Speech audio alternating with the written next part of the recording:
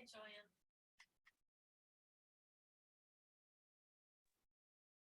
How's it going? It is going. Always going.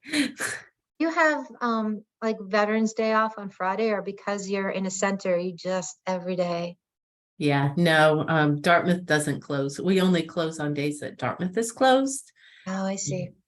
So they have a don't full week. close. You know, they have activities going on, but they don't close for Veterans Day. Got it. Well, I know Lorraine said she couldn't make it, or Sharon, sorry, I had Owen in the back of my mind. Sharon couldn't make it today. Hopefully others will pop on, and it should be, hello, Lindsay. Hi, Michael. There's Allison.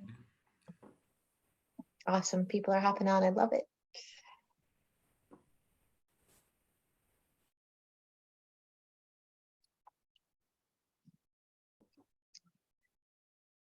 All right. I hope everybody is doing well. Thank you for joining us for the meeting today. I did confirm with Amy because I had a different number of meetings due to when we rescheduled for Indigenous people. So we are today, and then we will be on the 21st, which is our next meeting.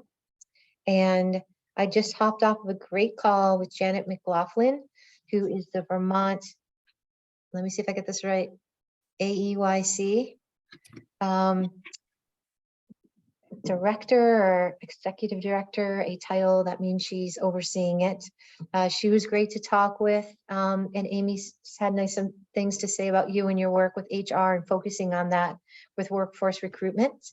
And she would be happy to attend a meeting with us down the line to kind of give an overview of what they're doing. What she calls their lane is very much so workforce retention and recruitment. So I'm thinking if we're going to blend facilities and this group, maybe she could come in December. So both groups hear from her at once. And she had a lot of things that connected the dots. So she was great to talk with. So today we'll do introductions and icebreaker. And the icebreaker is simply, is there a favorite fall food that you look forward to this time of year, or beverage, whatever works for you? And Allison, would you mind kicking us off? Sure. My name Okay. is Allison Chisholm. I am a consultant working in community and economic development. Right now, I'm working with the Grafton Regional Development Corporation and the Hannah Grimes Center for Entrepreneurship, which are both in New Hampshire. But I reach across the river with some work with vital communities as well. My favorite fall food, I have to say that I'm like a stew girl of any kind. So just bring on the chunky soups. Like fish, beef, pork, all of the above, vegetables, a good black bean. So yeah, there we go. Nice. Hi, Lindsay. How are you today? Hello, everyone. I'm Lindsay Trombley. I'm the Executive Director of the Orange County Parent-Child Center. I apologize ahead of time. I may not be able to stay on for the entire meeting, but certainly wanted to jump on. The agenda certainly piqued my interest, and love to start attending on a more regular basis. Fall foods, I don't have anything specific other than my husband insists on grilling hamburgers every single day of the summer. So I'm now looking forward to like the casseroles, and I'm with you, Allison, the stews and the chilies and just more of the comfort foods. Great. Hi, Sunny. Hello. So I am Sunny McFeetris. I am the director at the Dartmouth College Childcare Center, and I also speak with leadership at Dartmouth College. So I represent them as well. Allison, yeah, I'm right there with you. It's stews for me. Actually, for Thanksgiving, we are having buffalo stew this year instead of turkey. So my partner went hunting in Illinois and brought home a lot of buffalo meat. So we're having buffalo stew for Thanksgiving. Oh, that's awesome. Great. Hi, Amy. Hello, I am Amy Brooks. I am the Executive Director of the Early Care and Education Association. And I'm glad Allison started that because I was like, favorite, what am I talking? I can't think. And then we just finished off the chicken noodle soup. And I'm like, and I looked at my husband and I'm like, oh, next up is corn chowder. It has to be. So I guess I'm a soup stew person as well. Great. Good afternoon, Michael. Hey, good afternoon. So I'm Michael Bennett. I'm a program officer with the Couch Family Foundation. And just to keep with the theme, the one-pot meals, I think the fall and winter are definitely the time for the one-pot meals. Whatever those meals are, I don't really care as long as they're all made in one giant pot. And like Lindsay, I'm going to have to hop off at about 1:30 today, just FYI. Thank you. Thanks. Hello, Lori. Hi, I'm Lori Brown, and I work in human resources at Mascoma Bank. And one of my favorite things in the fall is driving my convertible with a sweater and the sun is out. It's very, very nice. It's actually the best season, I think. Wow. I probably have seen you driving around thinking, that looks so cool. I wish I had that." When it's slow. I mean, when you're driving fairly slow, it can be wonderful. Not that cold. Well, welcome. I'm Joanne Roberts. I'm consulting and facilitating meetings, and I'm laughing because for lunch, I'm having my husband's bean and chili, lovely frozen meals that we cook up, and I'm very happy to bring them to work and heat them up with a little bit of cheese on top. So I think we all are feeling a bit hungry today and needing our protein and our stews. So one of the things that I wanted to do today is give Amy some time, because she and I have talked back and forth, and I'm sure she's chatted with others, just about kind of the big idea that she's been thinking of with workforce recruitment and retention. And then if we have time, Allison and Tracy Hutchins and I met to talk about some kind of connections and supports through her current job that might be of benefit to the work that we are doing here. And so, Amy, I'm putting you on the spot only in the sense that I know you've been brainstorming and thinking about this for a long time. And if you can just kind of share what you think that connects with the North Star and the strategic plan for this group, I'd really appreciate it. So would you like me to go right into the workforce strategy? I think that would be fantastic. Yeah. So we create a visual we want to try out. Is there any way I can screen share?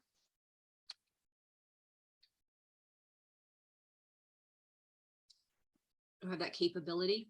It has share screen at the bottom. I think so. Yes, I can. Excellent. Okay. So I wanted to just real quick first what this is not. So this is not an apprenticeship program. This is not something that occurs after someone's hired. This is not taking the place or competing with any college programs or any other state level or state offered programs. This is something entirely different. And this really is looking at the source of hires, the source of new staff coming into the field. And the other piece is navigating the issues that we have experienced and that others have experienced in getting these people to kind of stick. So what we have learned, what others have learned, and not replacing something that's already there. That we haven't found anything in this region that is anything like this. So this is a pre-hire workforce strategy. It does not occur after hire. Or the main point of it doesn't. Okay. So I'm trying this out here. You have to tell me any feedback on the visual too. I'm trying to keep it really, really, really, really, really simple. Very like 3 parts. That's it. When it's 3 pieces, there's a pre-hire workforce training. There's the use of an observation site, and then there's a mentor training element. The pre-hire workforce training, and Lindsay, I haven't talked to you a lot. I've worked with directors previous to you, even in that region, and everyone seems to have this theme of navigating some very basic issues. One of them is you have somebody come in, process them, they come in and they leave after the first day. So the first week. So what we're trying to do is right off the bat with this program is do like a 4 to 6 hour immersion orientation day off the bat, just to kind of as an extra screening process. So that we're not investing a bunch of time into someone who really isn't committed or finding that this is the direction they want to go. So this would be their test day. Sorry. This would be their test day to see what it's really like. And again, this is pre-hire people. These are not people who have experience in the field. These are people who work at Kohl's, just out of high school, not currently in the workforce. It also navigates common hiring and retention barriers, including the criminal record check. And not the fact that there is a criminal record check, but the fact that it takes so long to process the criminal background check. And possibly waivers coming to an end there, in any time. We really don't want to lose somebody because of the criminal background check processing backlog. It navigates the minimum training requirements. We're also finding people who are have zero, experience or training, yet they really want to be in the field. And we have a lot of centers that can't use those people. That they really need are people that have experience and people that are possibly closer to being classroom teachers. They're lacking practicum experience. If you've been in the field long enough, in the old days, we used to get people, quite often we would get people with practicum experience. And that makes a huge difference in them kind of in retention, like right off in the first 3 months having retention, because they already know what they're getting into. Soft skills, big issue right now. People are talking about time management, having difficult conversations,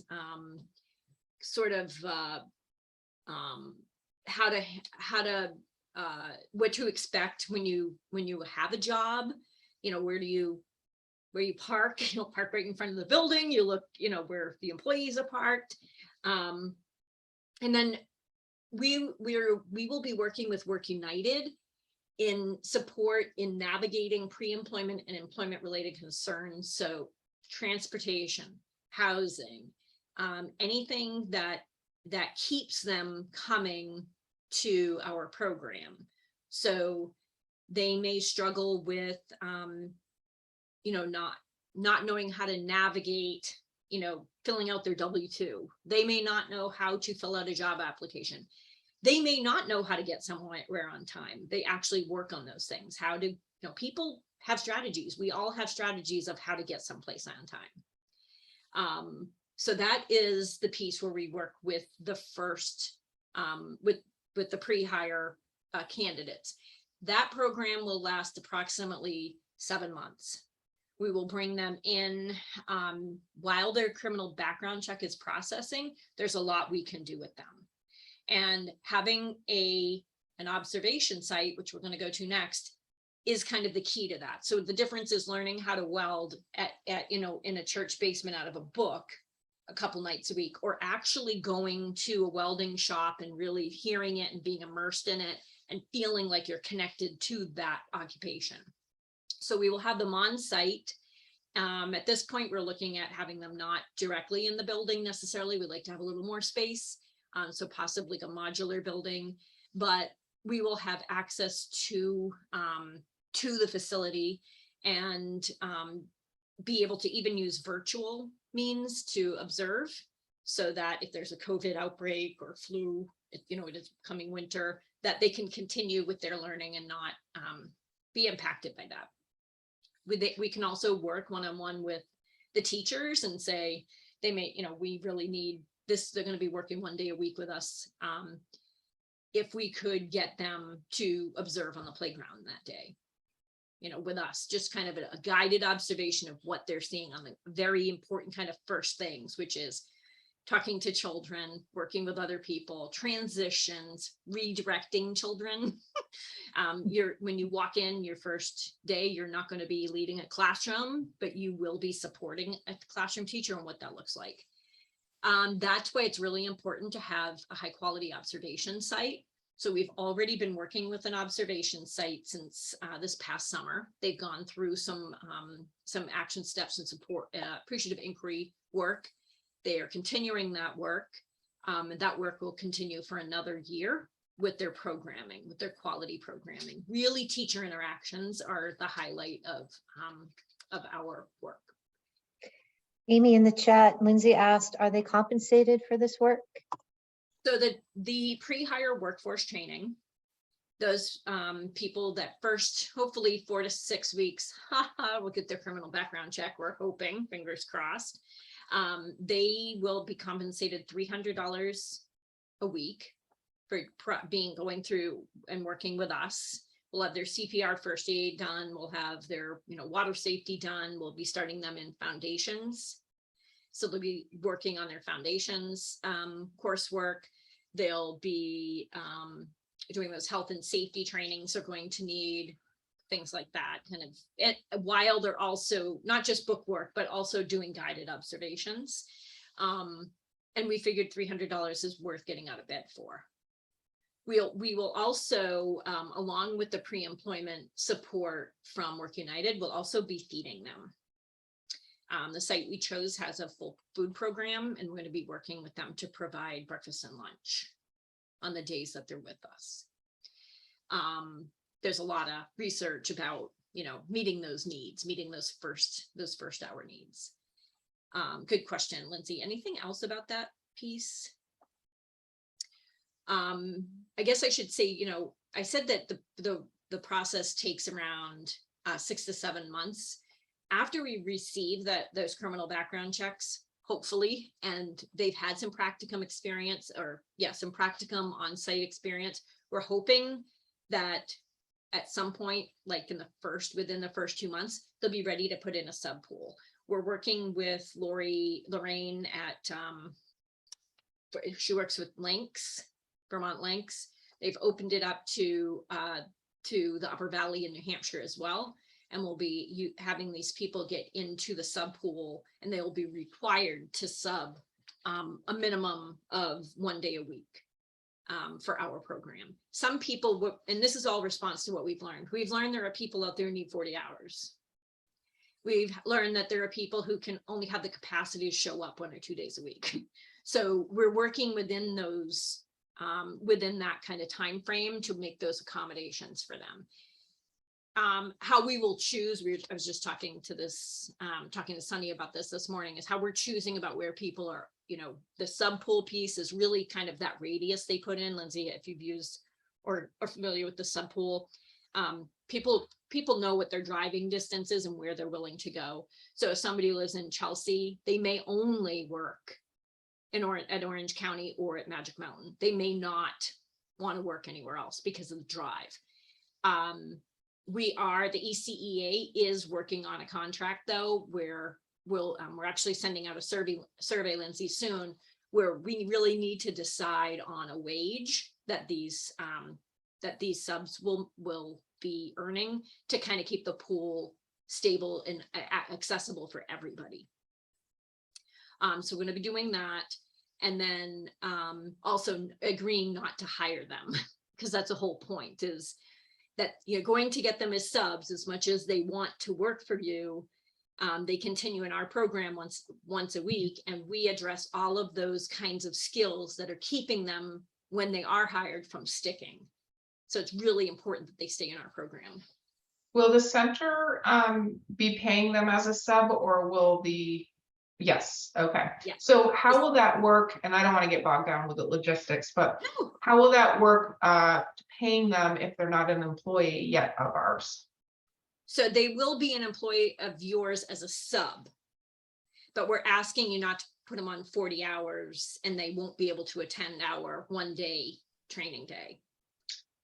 So, okay, but my understanding is as a sub, they still have to go through the 9-hour training. They still have to be CPR. So that's hopefully the pre-stuff that you guys have done. Okay.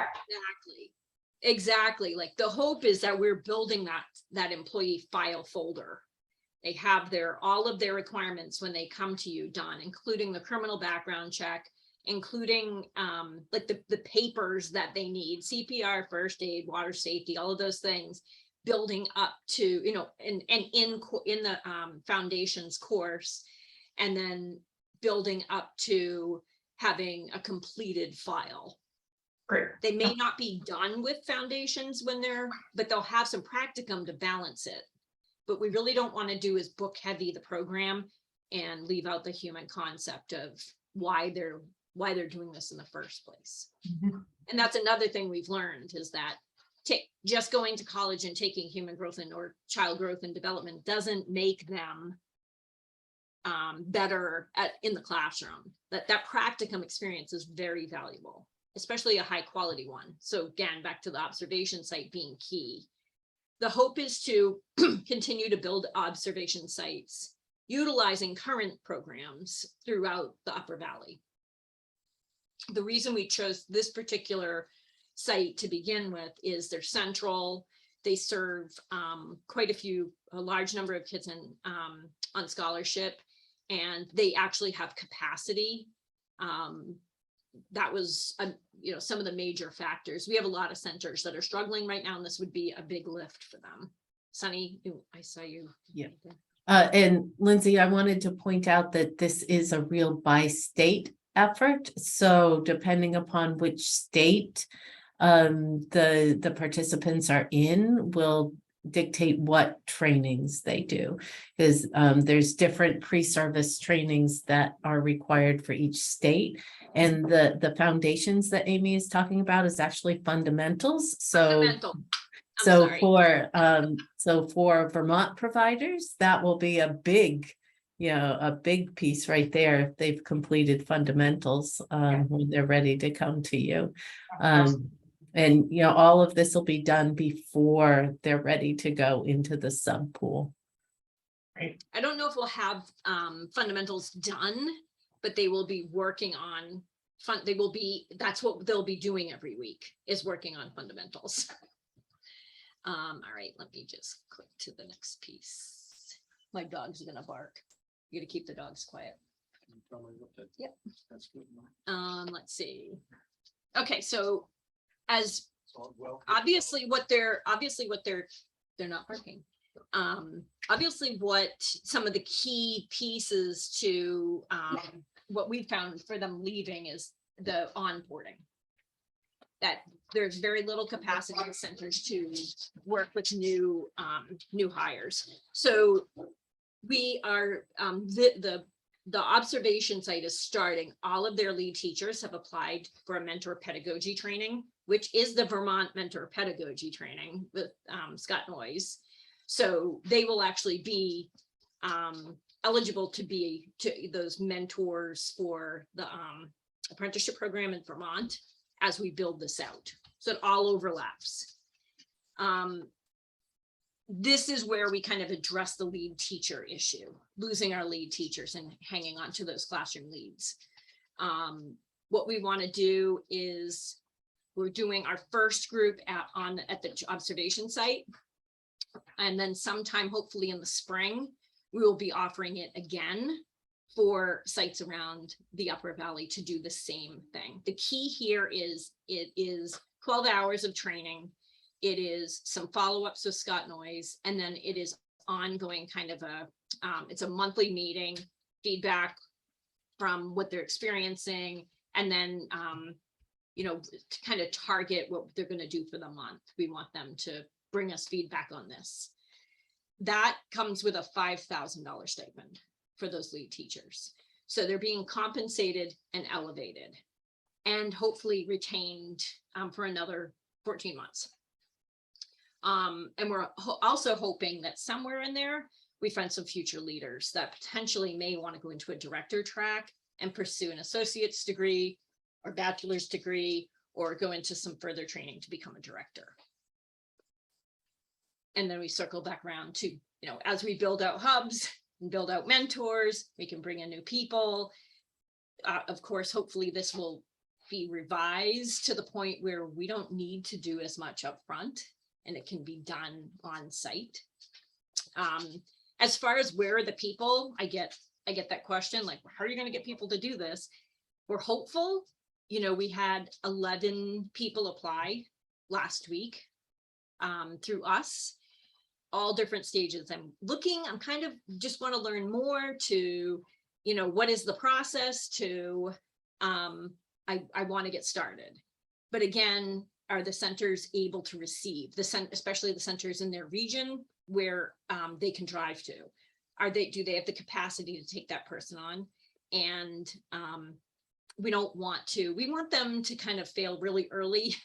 We want them to learn about the things that would be a game changer really early on in the program.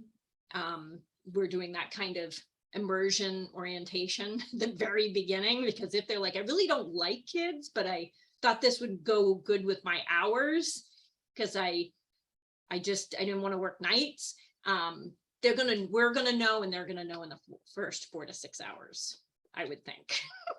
And if not, definitely within the first few sessions. So it's really important to have them at an observation site, at least observing or hearing. I mean, the noise alone in a center for some people is very like, I don't even hear it, but for some people, they hear everything. They're just very auditory, like focused, and they don't realize it. And it would be terrible for them to get 9 credits in early childhood and then realize they're not cut out for it. So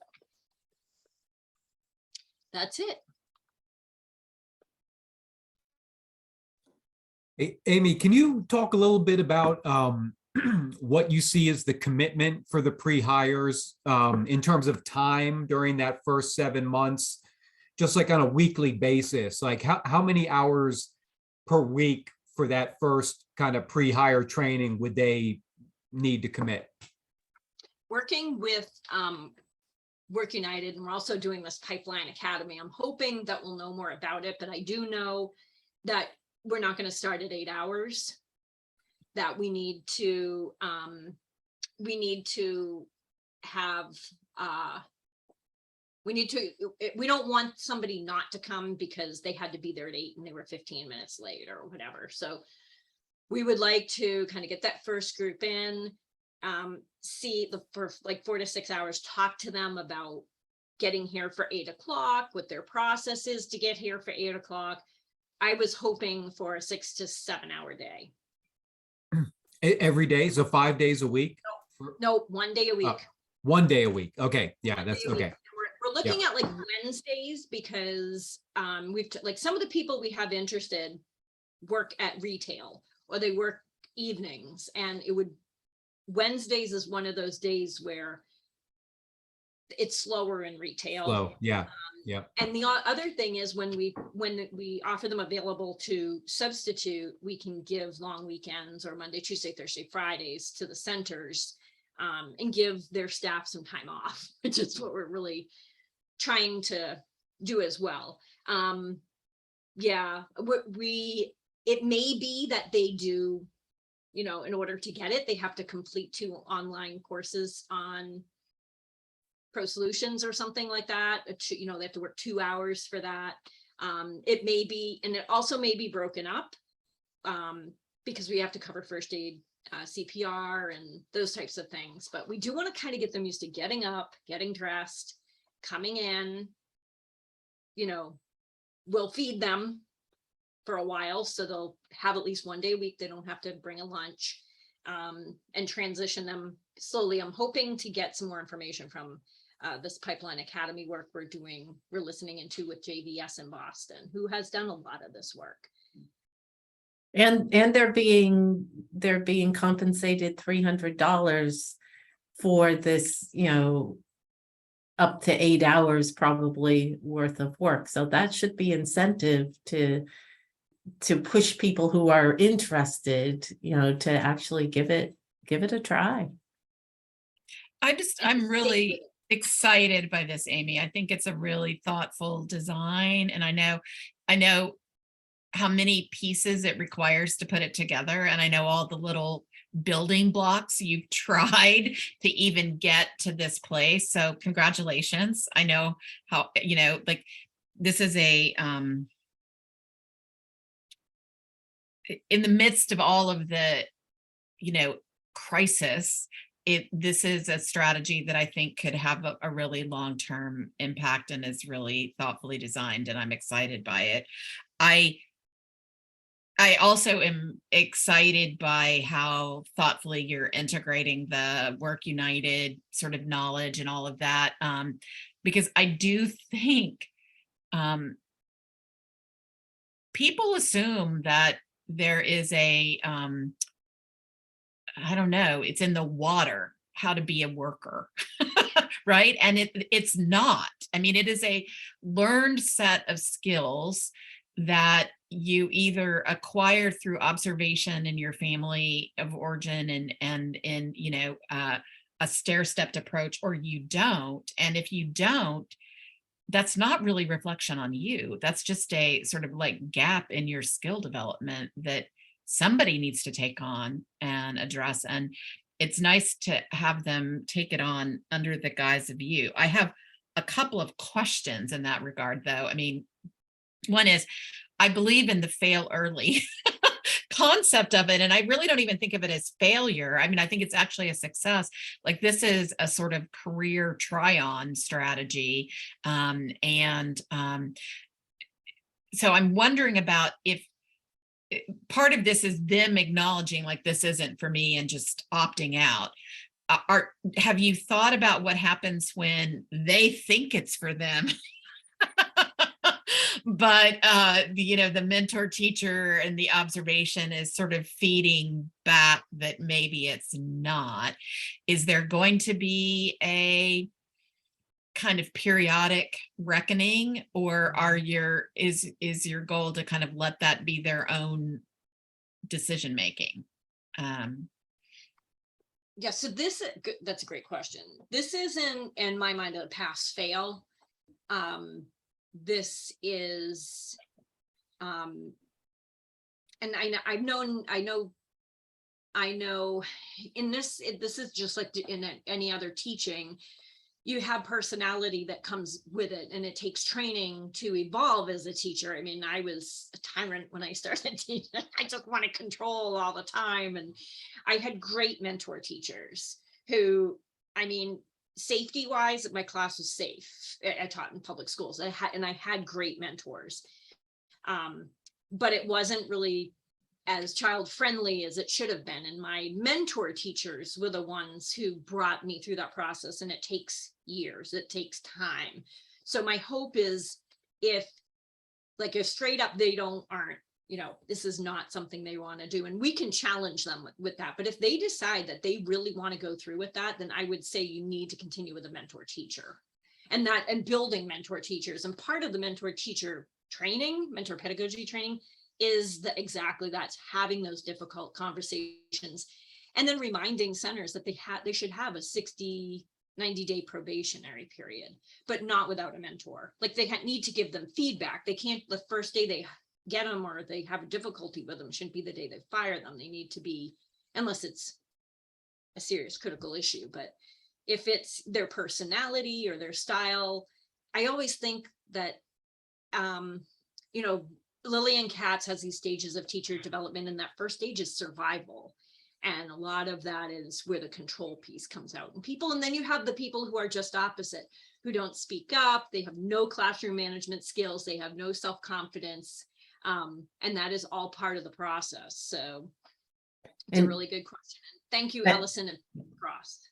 And Allison, I also feel that just because people complete this program doesn't mean they will be hired. That a big piece of it is the sub piece, I think, where they are developing relationships. They're exploring what programs are available and, seeing where they do fit. And that's also giving programs the opportunity to observe and get to know, these people. And, if they're really serious about going into the field, then they're going to put maximum effort into that substituting time.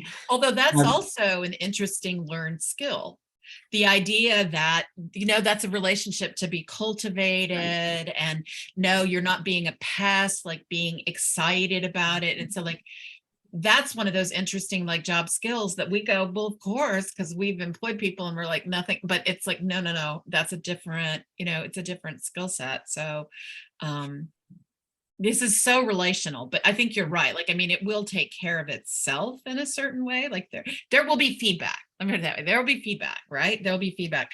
The other question I had for you, this is going back to my River Valley days or whatever. So talk to me and the apprentice. So is it your imagination that this is a whole different stream of people that wouldn't sort of plug into this traditional thing? Or is it that you are going to partner, or you don't know, or kind of talk to me about, because I fully believe in the sort of side by side and overlapping strategies. I don't think that's a bad thing, but I think it's helpful to have clarity about whether these are designed to be linked or separate or what.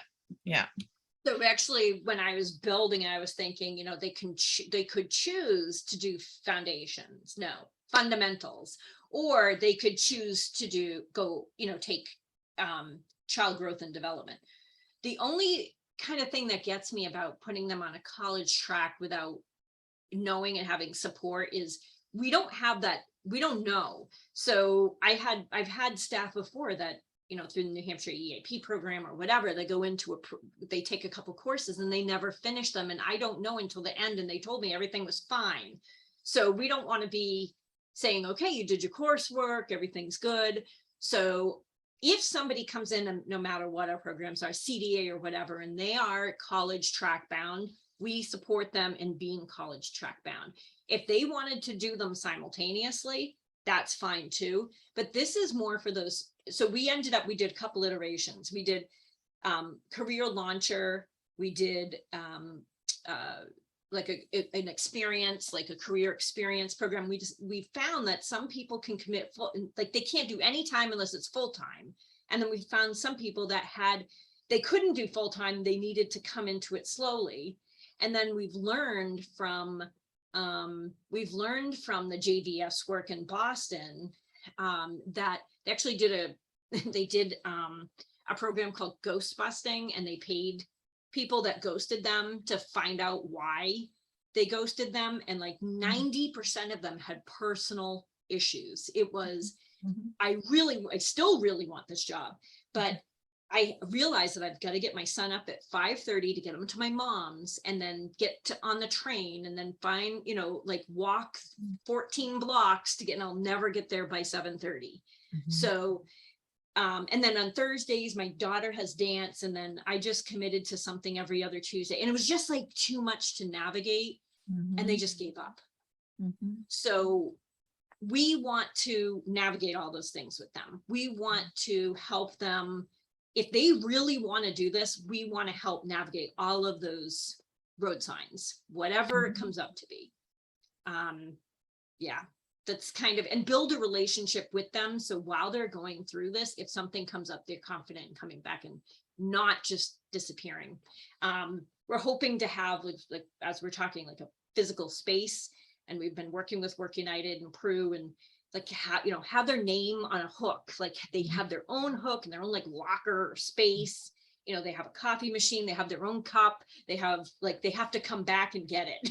So they feel like that's a part of them, like that's just a natural part of their day, is what we're trying to do. It's a belonging initiative. And yeah, you're making me laugh, because I'm thinking back to my bad old days when I was a baby lawyer. But what I'm excited about is that, I mean, do you know how much support we got to be able to bill 30,000 hours a year? Like, there was a dry cleaner that came and picked up stuff. I got, there was a concierge service for 25-year-old attorneys that basically took care of this shit. right? Took care of life so that you could be a billing machine. And it feels so kind of thoughtful and right to me that maybe like taking care of life, helping people take care of life when their lives are way more complicated than a 25-year-old attorney, right? It is exactly some of the barriers that we have to remove and be thoughtful about in order, and it's not just for the early care and education workforce, right? I mean, it's for all of the workforce, but. Amy, I would love to have you bring this to steering committee. I think it makes such great sense, and you pulled it all together so well. And I'm also wondering if there's something that the advocacy committee can do. Now that you've lifted it, kind of given it voice and direction, is there anything that the advocacy group can do to try to get people into that pipeline? You know, you have me as superintendent of Lebanon School District. Is there like ELO programs that I can connect my high schoolers to? Or, you know, now that you've really done the hard work of creating, I think, a very valuable program, how can people help? So this is the pilot version, so I don't, we're still in the making. Michael, go ahead. Okay. Michael, go ahead.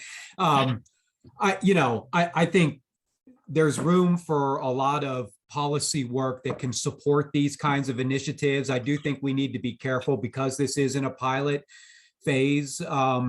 But there are a lot of federal dollars, and I'm talking in New Hampshire now, and I assume in Vermont too, a lot of federal dollars that are still on the table to be spent, right? And states are saying we want to invest in good solutions to support building a workforce pipeline. So I think the more that the state is not only hearing about these innovative solutions like this that are happening, but they're also hearing from advocates that you need to fund these projects and you need to scale these projects when we have evidence that they are effective. So that's one place where I think some advocacy support could be really helpful. I think the other piece, there is a request that's hopefully going to go to the Gopher Fund in New Hampshire, which is that governor's office for emergency relief and recovery, I believe. And advocates want to get $15 million a year over 2 years to support recruitment and retention efforts that in the form of bonuses, wage enhancements, benefits for workers. So the more as we pull these workers into the sector, the better that we can support them while they're there so that they're well compensated and they're supported in their places of work, then the more likely they're going to stay in those roles, right? And develop in those roles.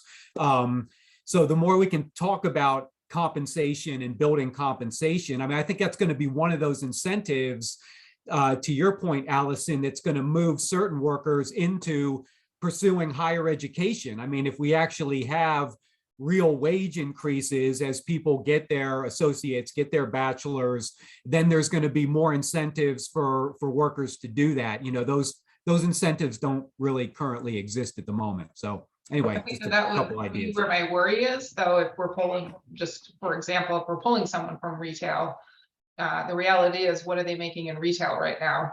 And so how can we make it attractive and exciting to jump ship over in our world? What we have found is that they are tired of working nights and weekends. So LNAs are jumping ship. Retail's been contacting us because they could be out. They could actually get their child's hair appointment. Like they work during the time their child is home, and they want a schedule that aligns to that, and they can take a pay cut to do it. Yeah. So it keeps them in that kind of that cliff, keeps them off the cliff of losing benefits. There's a few little things we can catch them with.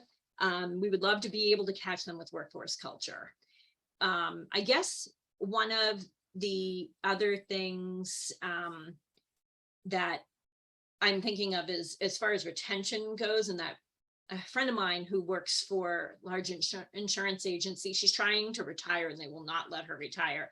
And they keep giving her bonuses, but it's still less than hiring 2 people to do her job because she's so skilled And that also goes to capacity in the Upper Valley, or everywhere, but Upper Valley as well, because most of our classrooms will never be full to capacity, because your staff depends on how many kids they can handle. You may have the capacity to take 20 kids in that room, but your staff is new and are unskilled, and so you can only take 14. So, I mean, I have teachers that I could fill their classroom and they were happy as a clam. They loved having more kids. They could definitely handle children with difficult behaviors. Now, as we're training new people, this is going to take time to build that workforce back up, and we need to compensate them to keep them on that pathway, and the ones that we already have as well. So it could potentially, investing in our retaining staff lowers costs in the end and increase capacity. Yeah. I think too, there's like an intangible, with people that go into education, whether it's K-12 or early education, is that intrinsic motivation to work with children. And that's a hard thing to maybe identify up front, but I'm sure it'll be interesting to see as this project evolves, if some of those that are attracted to it are those that have some of that deeper purpose that they want to work with children, as opposed to working in retail or something to that effect. Well, I will say that I think that's an obvious attraction for the LNA population. Those that are LNAs, I will put it more in the caregiving, like they're motivated by the desire to care for people. And I will say that the workplace culture thing, I think, is real, Amy. There are two parts that I think people may not always appreciate, particularly if you've been in the water for a long time, meaning that you've been in this field for a long time and you don't recognize, because there are so many things that make it hard that you forget, like, oh, these are the attractive. One is the sense of autonomy, like inside that classroom with your lead teacher and whatever, you get to make decisions and you get to implement things in a way that you do not as an LNA or as a retail person. Like, you are very much in a very hierarchical, very non-autonomous work environment. And so I think for a lot of people, that is an advantage, is there's a certain amount of independence that comes with it it's heartening, right? I think for a lot of people, it's a motivating factor. You named the work hours, but I also think the orientation towards care is a way to say it. Like, that'll be true for the LNAs. They already are in work environments where there's an orientation towards care, but an orientation toward care instead of an orientation toward profits, for some people, is a very appealing. They find it to be a kinder, gentler, more engaging place, even amidst the difficulties, right? It's not to say that it's easy. It's just to say that you pick. It's a mentor of mine once said, just pick what kind of shit you want, like all jobs, but it's just, you get to pick what kind, and there's a different kind that goes with that. But I agree. I was actually thinking, Joanne, too, I just signed the contract with ABT for some supports in building the work plan and the research questions and the evaluation tool. And I'm just wondering if there's anything that the advocacy group wants to, this is the time, if there's something they want to know, or they think we should find out about this would be the time to include it, because we're starting that work on Wednesday, actually. That's what I was thinking, because advocacy is Sara and Brooke as well as co-chairs.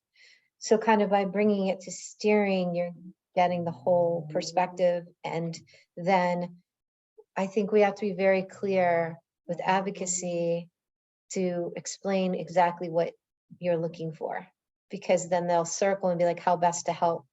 But they are primed and ready to go and excited to go and want to go. So if it's here's 2 things that you could work on, that would be great. And here's your time frame.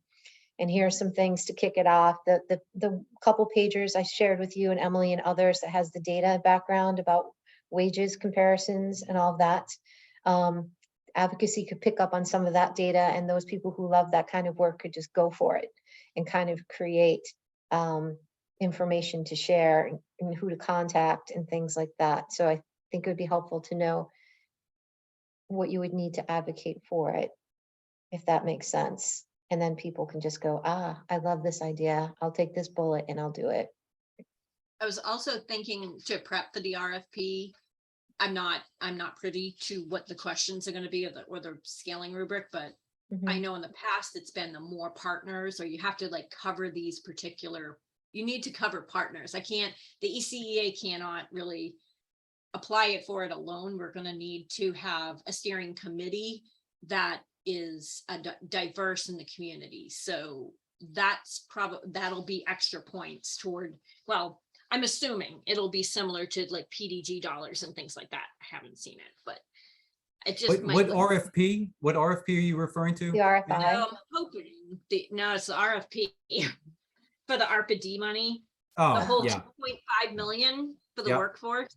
yeah, To okay. rebuild the workforce, 2.5 million. Anyway, that's kind of what we're prepping for. That's what, why we're kind of ahead of the game right now, moving ahead. If it comes out supposedly in December, it'll probably be due in January.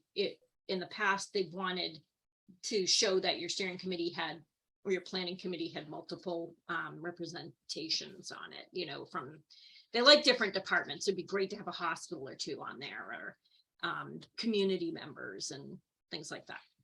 So could Could you make it pull from stronger. people, can you pull from people who are in the different work groups here? Is that appropriate? Because we certainly have people with lots of different kinds of backgrounds that are passionate about this work that you could maybe tap and balance. Sometimes they have requirements, like you have to have at least 5 of the following, and it may be work programs, it may be mental health, it may be child food program or child welfare. That was the last one. So we had Project Launch involved, which covered a lot of the tick marks. And it great. doesn't have to necessarily that they're directly related, that they're informed, and they're informed of the work. So it could be just that we update that level. FRCs were on our committee.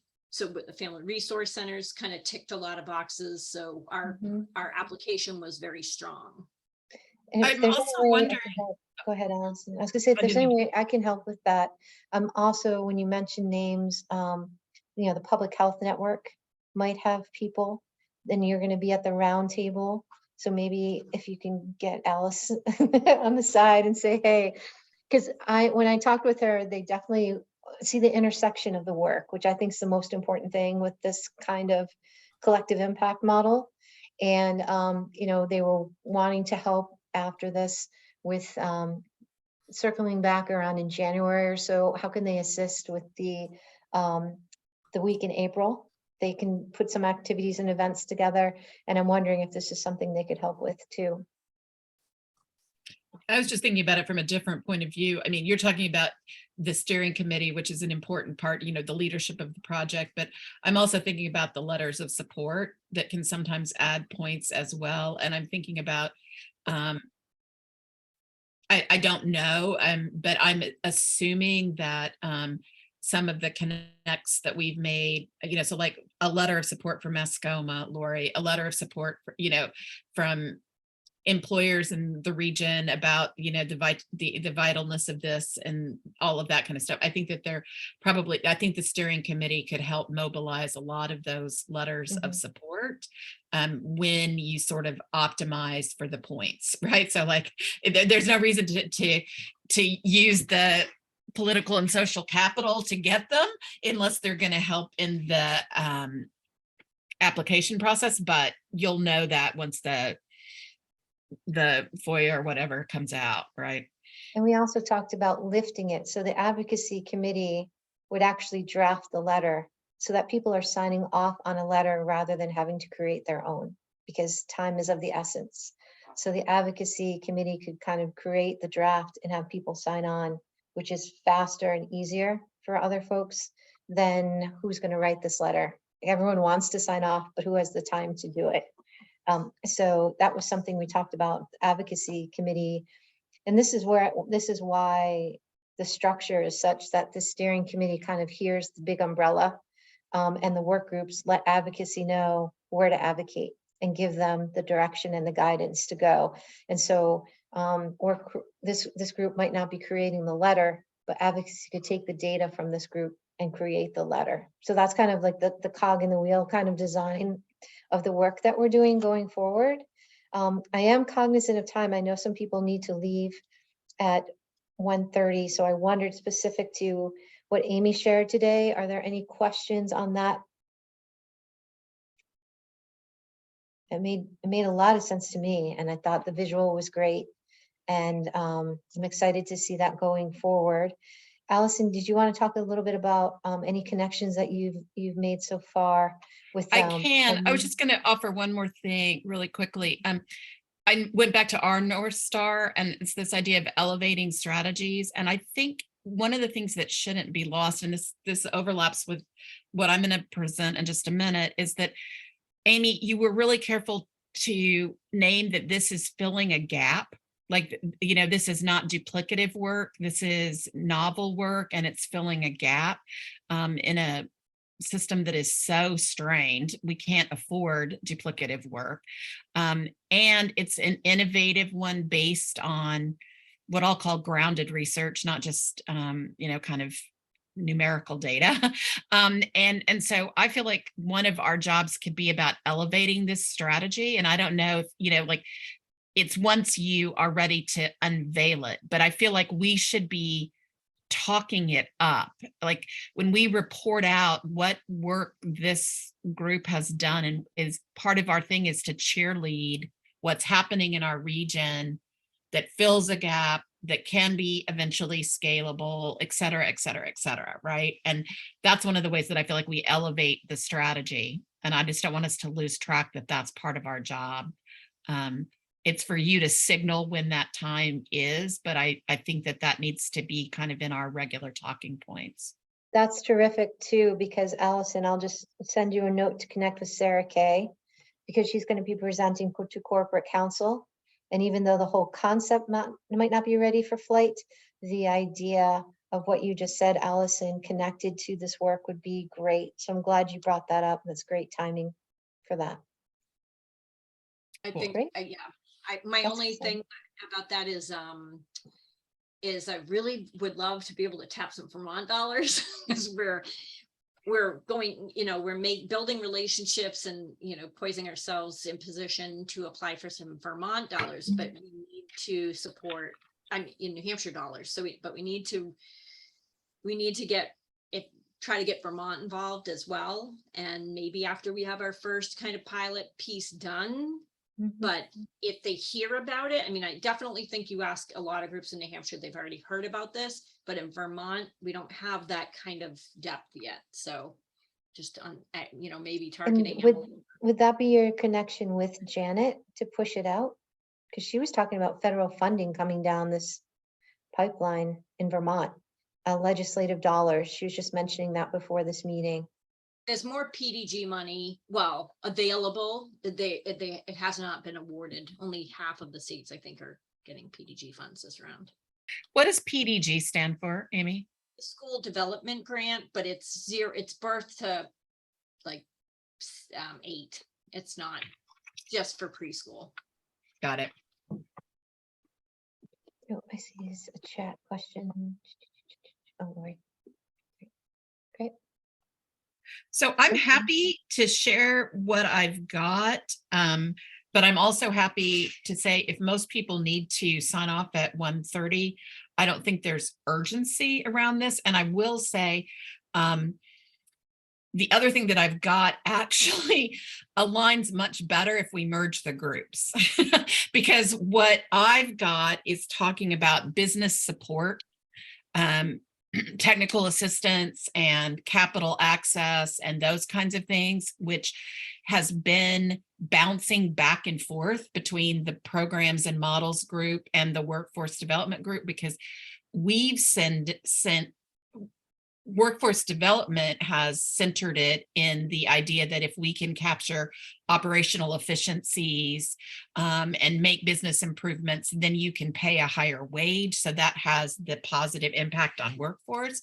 But I think programs and models has centered it around the idea of optimizing the business model so that it becomes a sustainable enterprise, right? And so they definitely cross over. And I put together a little Excel spreadsheet that basically documents all of the initiatives that I think are going on that intersect Vermont and New Hampshire, and have including, I wish that Lindsay had gotten to stay on, because like one of them I put was the Orange County Childcare Center, because it included, they were, one of the partners in that was the Green Mountain Economic Development Corporation that helped them with their capital stack. So that was a capital access kind of business operations support. A lot of the stuff that's happened in New Hampshire is technical assistance side. I can share that spreadsheet with you guys now if you want to look at it and just sort of see if this is helpful information, or we can delay it, or whatever you guys think is the best way to go forward. I was just looking at my calendar, and for my calendar, it looks like the 21st was one of those odd days where potentially staff recruitment and retention starts at 12:30 and facilities starts at 1. So that might, I'll check with Sean, but that might be the natural day to bring them both together, because we've talked about them enough. I've tried to get the word out so nobody's really surprised, and the understandings and whys and things like that. And so it might make sense if the 21st, that becomes our first group meeting. And then together as a big group, we look at our North Stars, which can be separate. They don't have to be combined, but then what falls underneath it. The one thing I did talk a bit about, or Janet mentioned to me, was the idea of kind of the cooperative procurement a bit, whether it comes to HR or it comes to some of the other work that's happening in Vermont. She mentioned Addison County. I'm not familiar with all the different counties, but so that is actually shows up on my list. Right, which is the SELA project. The SELA project shows up on my list, which is the New Hampshire side of a cooperative procurement alliance. Yep, and that fits great, because that is the one thing that Sean said that group hadn't really focused on yet. So can I show you guys my list? Can I share screen and show you my list and see if I've got all of the and then we can, then you guys, you can help me fill it out or expand on it as before we meet the next time. Great. Hold on just a second. I will get that. If you don't mind just staying on. I mean, obviously I volunteered for us to stop. That's okay. And Amy, I wanted to let you know, I did send the multi-pager to you and Emily, and I think Brooke and Sara K, because I said in one of our meetings I'd begin working on it and all the data from Vermont and New Hampshire to be able to help for the roundtable. So I've tried to pull a lot of it from the report that Emily T sent me that was connected to Let's Grow Kids. A big vision of children had a title to it. And then I put the resources where I pulled the other data from right underneath the sections if people want to check that. Okay, I'm going to enlarge this a lot for you guys so that you can see it, because I know it's impossible to read right now. Okay, what I just did was put together a spreadsheet that was like this, which said, what was the project, a brief description, what type of business support is involved. And I can tell you the categories that I think of when I think of business support. What was the time frame that this project operated under? Some of them have finished, some of them are just starting, all that. What state, what region, and then participants, who provided the business support? So what were the entities doing that? Who received the business support and who funded it? Like, where did the money come for these opportunities? And then just some other notes that I put together, just that I was kind of, as I was thinking about it. So like some of it, like Amy, like where is the gap? So the first thing on my list is this early care education business center that Let's Grow Kids has put on their legislative agenda for Vermont. I'm trying to get in conversation with Sharon Harrington to learn a little bit more about it and how they imagine it would operate. As I understand it, it's on the legislative agenda, but it's not funded yet. But if it were to be funded, it would be funded by the legislature. I'm assuming by the way that I read this, that this is sort of following an SBDC model, the Small Business Administration model, because they do have identity-based centers like this. So like women-owned business centers, and then they have veteran-owned business centers. And so I think this would be a version of this that would be specific to early childhood education. Those, if that's the case, they are not capital, they don't provide any capital access. So we'll see. But anyway, I'm going to learn more about that. Then the ECEA Operations Facilities Expansion Project. This is the one, and I think I've got this right now. I've talked to Kim, Amy, and I've heard from you and I've heard from Joanne. So I think I've got this right about what this is, but it's, you guys, I think have contracted with Kim. Is that right? Yeah. And she's done an assessment of the business needs and a desire to, and also what the desire is about centers to support expansion of centers in the Upper Valley. Is this exclusively New Hampshire, or was it New Hampshire and Vermont? New Hampshire and Vermont. Yeah, okay. And the intention was to provide TA and capital access for 4 to 6 centers that you've identified as ready to expand, open to this project, right? Like identify capital access opportunities. Okay. You know, we would provide the capital access, but we want to facilitate them tapping Got funds. it. Yeah. Okay. And so this is where some of the work that I'm doing with GRDC becomes relevant, because they are a capital. So anyway, the type of business support here would be one-to-one TA that both help them access the capital, but also help them identify. I think that the idea with Kim is help them identify the operational obstructions like hiring and all that kind of stuff to the expansion beyond the capital stuff, right? Am I right about that? Yes. And then the capital access, and then the time frame. This is underway. I didn't know if it started in 2021 or if it just started in 2022, right? Just started. Yeah, okay. And is there a timeline that it closes on the funding, or that's just as we get it going? Yeah, right now Kim, it's up to Kim's schedule. She's trying to get that done. And then we'll look at what the product is for the needs, and then start working. And she has a lot of, like you, she knows a lot of, just off the top of her head, can name some potentials, and then we can start putting. Right. And so my understanding of who's providing the business support is Kim is providing the TA, or at least that's the thought, that Kim will provide the TA, and then the others to be named around the capital access opportunities, right? As we got it. So, and that's where the conversations can now become more robust with both the economic development centers on the Vermont side and the regional development centers on the New Hampshire side, I think. But there are also, and then I've put, this, as far as I know, is a singular effort in terms of it's the only one that I've found so far that combines TA and capital access.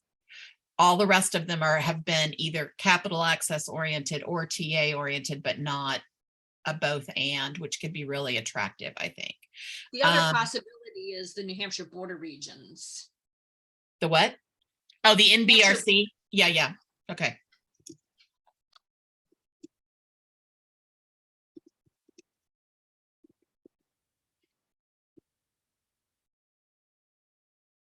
Does the NBRC fund Grafton County?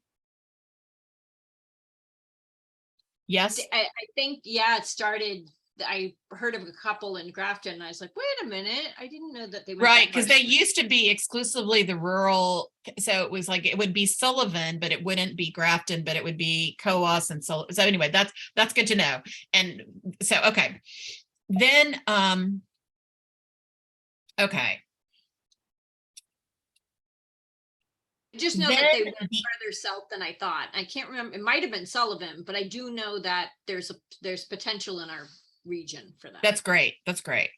Well, and it's nice too, because it's cross state, right? So it's one of the few that, so then the ECEA other, this is where Kim and I ran out of time, as she was like giving me all of the things that she's doing at all the different intersections. And I kind of have heard from one ear with you, but I think that you might have other business support components that you are running out of the ECEA, but I don't know all of those. So so for example, I heard in that conversation in the steering committee that you guys are going to do TA for responding to the Lebanon RFI.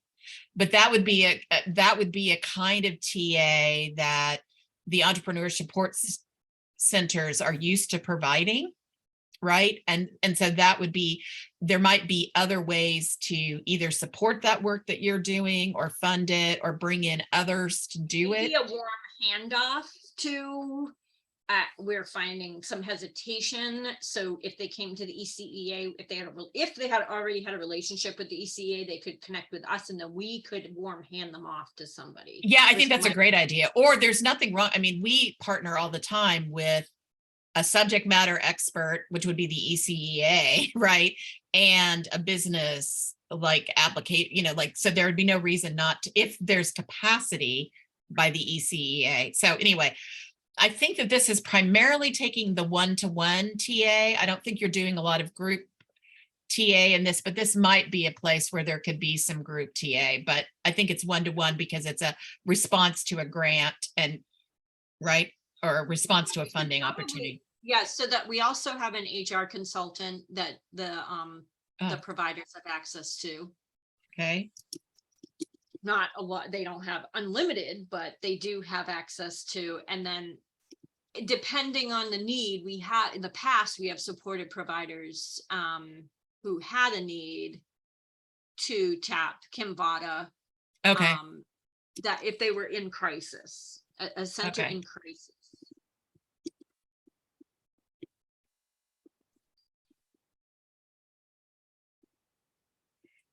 And But they so have- are you just contracting? I'm gonna, Yes, okay, and so these are individual contractors. Kim is one of them, but you've identified some others that are yes. savvy. And I don't know if the works business, it'd be specific for business supports. And then so- who receives that business? It's any center in the network or? Any center in the Upper Valley is in the network. So any center. Okay. Okay, so This there's not a membership requirement kind of not at thing. this time. We ask Okay. them to show up at meetings and we only have a few meetings a year now, but to engage the ECEA. Okay, This time, And- we don't. and then who's funding that? Is that coming through your operational funding stream or is there a specific? Both of the, yes, the expansion project study is coming through our generally, we have funding for that through the ECEA. And then the TA for the HR consultant and operations crisis consulting, we have funding for that as well. Okay. And is there an expiration date on that funding or is that? Not at this time. We don't know. We're waiting for the crisis to be over and then we'll pull it to a Okay, close. okay, fair enough. Okay. Then this, this is something that Amy knows intimately, but this, I think that in New Hampshire, this was the mothership of the first kind of real targeted business support, the Business of Childcare program. that the Community Loan Fund and the Charitable Foundation, specifically the Tillotson Fund, which supports efforts in the North Country, launched this business of childcare. And this is where Kim got started in this work. It's so funny to hear her origin story in this work too. But she was embedded with providers, and they had a very specific methodology that they used, where they did an assessment, then they did a business improvement plan and offered it to the providers. And then the center director was allowed to choose which elements, if any. They didn't have to take the advice that was given. It was just, here are some opportunities. And then the business support provider, Kim, helped to implement this in one-on-one working sessions. And then Kim said there was also some group training offered on topics of mutual concern, like budgeting, cash flow, blah, blah, blah. An important piece of this program was that directors were incentivized to participate, because you got a grant that flowed to your center if you successfully implemented the business improvements, I think. And then you also got a stipend for attending some of the training workshops and or participating in the TA. And the reason that I say Amy knows this intimately is because I think what Kim said to me was that your center was one of the 10 centers that participated in the Coos County. And you know, that's how you guys got to know each other. And that's where you really started. As the co-lead of that network. Got it. Yeah. Okay. So that project ended in 2017, but then it kind of morphed into some things that are still going on with the Coos County network, including this one-to-one TA.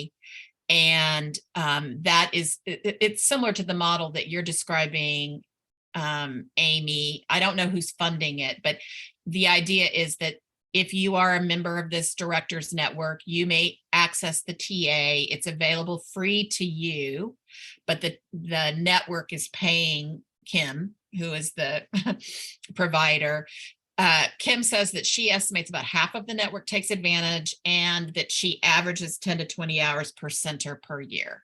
So and what we really started talking about, Kim and I, is there's a desperate need to multiply the Kim Vadas of the world, like, you know, like a train the trainer model or group cohort model or something. And so we started talking about how could we maybe start to do that through some of the work that's being done. Then there is, and this is, Amy, where you will help me understand, because I haven't gotten a clear answer to this yet. There is a business support for identified centers where the Community Loan Fund partnered with Early Learning New Hampshire, which is a different style network of providers, to develop. They're developing a business self-assessment tool. And then they're going to offer a limited number of business T hours for each center who completes that business self-assessment tool. So instead of the model that they used in Coos County, where they went in and did the assessment, they've developed a tool where the child care center itself can do the assessment. I'm a little clear, it's operating now. I'm a little unclear about what centers in New Hampshire are eligible. Theoretically, it should be statewide, because it's Early Learning New Hampshire that says it's statewide, but I have the feeling that it's focused on centers on the Seacoast. I don't know that for a fact. And I think that it is, I think that the Community Loan Fund is helping them identify the centers. I think that's that back office shared services idea. Well, so this is where I went to the CELA part, right? Okay. Which is the state, that's where it gets really murky about Early Learning New Hampshire, right? Yeah, so the back office shared services one is just like 4 centers on the Seacoast. Aha. That's a separate thing. Okay, hold on. An experiment. Interestingly enough, and I have no idea, Joanne, do we have time to talk about this, or are we good, or are we good for a minute? Good. Oop, I can't hear you. You're muted. Boop. Okay. So what we found out, because we've done 2 versions of the business of childcare while I was Uh-huh. there, because we say that we trained Kim Vada. So She we- says that too. She does. She makes no bones about that. She's very clear that she came in and learned a lot. I mean, she knew business stuff, but she didn't know No, child. Yeah. she didn't know how to deficit think like we know how to Yeah. do. What we learned, so I think we did like maybe 10 centers or something. Of those 10, at least half of them do not have the same director there still. Mhm. And me being one of them. And then of those, they're still not business people. Right. So we started to look at, and in my same idea in Upper Valley is that you can train directors to the end of the world how to run a profit loss report, how to build a budget, and how to put it in the right way. It's just it would be better to support a back office and get those, get that from them to a back office piece, and they would be much healthier, including my own center. Like if I was in this evolution, I would be the first to raise my hand and say, please hire somebody to help me do this stuff. Because number one, I don't have time. And number two, it'll never be a priority. My kids and families are my priority. My books are not. Therefore, my business doesn't thrive as well as it could. So that's what I've learned. I just spent 2 days with the Coos County Director Network this weekend for their retreat. And same thing, I'm hearing the same thing. So this back office shared service hub morph that they're trying in like Rochester area, that's what It's I called think- morph. It's called morph. No, I'm just saying like it morphed into like. Oh, got it. I was like, what in the world does that stand for? MORF? I don't. Well, do not More let directors office be in charge resources. of money. We know what we want, we just don't do money. So, and we're all deficit thinkers. So we're like, that's enough. We don't deserve it. Okay. So yeah, so that's kind of where the evolution, the learnings came to. Do you know and who's that- funding this? So this is all happening through Early Learning New Hampshire? No. No. Back office shared services. Who's funding that, or who's? That I believe is New Hampshire Charitable Foundation. Okay. Okay, but not Tillotson because it's happening on the seacoast, is what you're saying. Right. Yeah. Okay. And then one other thing before we go, Joanne, it's really, did you talk to Kim about the pilot we're doing in Coos? Yes, it's down here. That's what. Yeah. Interesting. Very interesting. It is maximizing tuition. This is what is this. So the Maximize Tuition Revenues Project.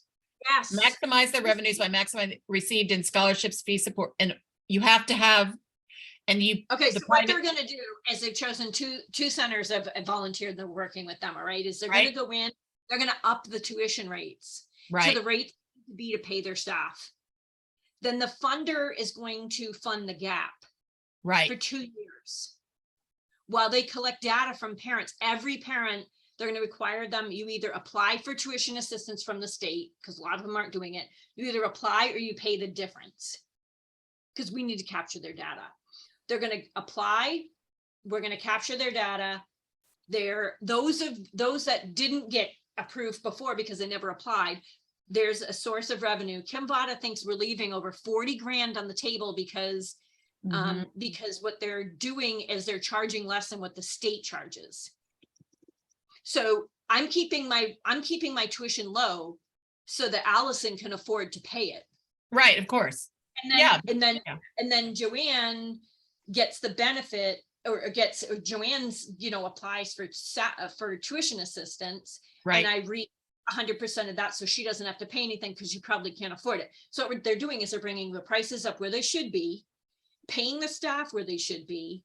They're funding the gap and they're studying what happens as they bring people, they may be weaning them off the gap. And Tillotson is funding that. And what we want to know is what the delta is between what we can get out of state tuition that's not being tapped and people not applying, and what it costs to actually pay people what they're going to need to make a wage. Do you see what I mean? Like that's Yep. funding the delta that we don't- Yep. Yeah. Okay. Going to be a very interesting study. And they also have to do some workforce piece, quality piece that I'm actually subcontracting for that, but Okay. Is that the So, one where you're talking about, and if they earn more than 17 an hour, they lose their insurance for their children, so you have to get right into that right that's what we space? want to find out. We're going to study all of that. We're going to study what the wage gap is between their living wage. What is the wage? What is the living wage? And how can we fund, how much money do we need to ask the state to fund that? So as they go, I think they're going to have nobody pays more than 10% of their income. I right. think that's the goal. So, Yeah. yeah, so they're gonna know how much it costs to fund that gap, to get there, so that their staff are paid. Can't remember what the minimum is, but their staff have to be paid. They have to use that money that they're reclaiming, that they're finding, to go back into staff wages and benefits. And do Very, you very think interesting. a similar research project for the Upper Valley would be helpful, because each county is so different as far as what is a livable wage? Absolutely, but we got to find out from them how to do it. So they're doing it because how do you get every parent's information? How do you study those pieces? Like, that's what I'm really interested in learning. Mm. First of all, that their budget's in order, because Kim will make sure their budgets are in order, so that they're not leaving revenue that she also said these are small centers, 40 grand on the table for tuition from the state that's not being tapped because they're charging too low. And the second is that they're not collecting. They're not collecting from people, and it could be as much as 50 grand. That's $90,000 for a small center to put into wages. Yeah. So those two, by back office sharing, so that they get full collections, it's part of the iron triangle, and maximizing what they can get from the state for state tuition, and making sure all parents and all staff apply for that. What is the gap?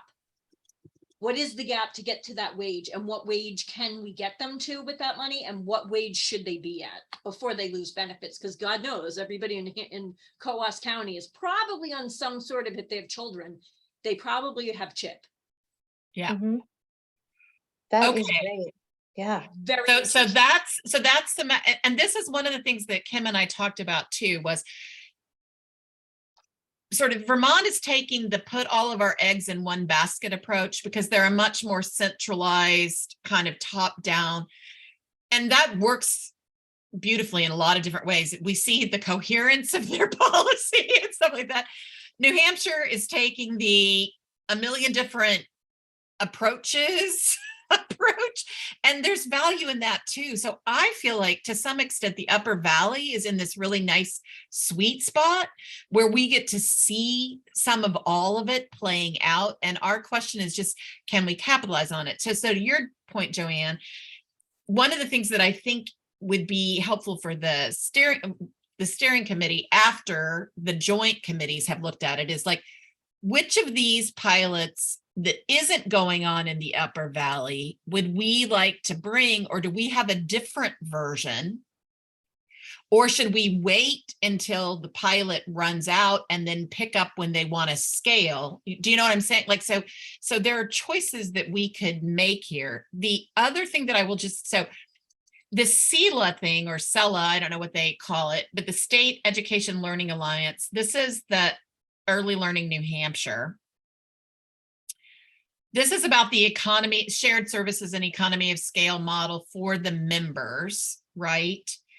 And they have to use a certain platform. They use a platform that Early Learning New Hampshire has either purchased or developed or licenses or whatever.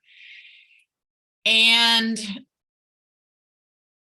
my understanding is you would pay a fee, but that they have waived these fees during the pandemic right now. So it's free to some extent, but it's complicated for centers to handle it, right? So it's free in Vermont. And in New Hampshire, it's free for 1 year, which goes until like the spring of this year. And then it's $2,000 a year. Okay, so wait. Regardless of the size of your center. So who's running it in Vermont? So CELA is the national organization, and the state pays to access it. Okay. Okay. So it's like CCA Global or something that owns it. So they, Okay, it costs X amount of dollars and it's limited to like Okay. state or something. Not everybody can join. You have to be like a state or whatever. And then, so in Vermont, it's already paid for. They got, that's one of the things they pay for. And in New Hampshire, it was paid for 1 year starting last spring. Huge amount of money. No one uses it except massive, huge organizations that right. save apparently millions of dollars. And they have 4 sites with a total of 800 kids. Well, I never used it. I never had time to look stuff up. And most of the stuff wasn't even in Coos County. I'm supposed to hire a place in Barland to come deliver my oil. Right. It doesn't work everywhere. And what I'm hearing in the Upper Valley is the same thing. Like, Right. it's resources there. And you guys have Home Depot and Walmart. We didn't have any of that.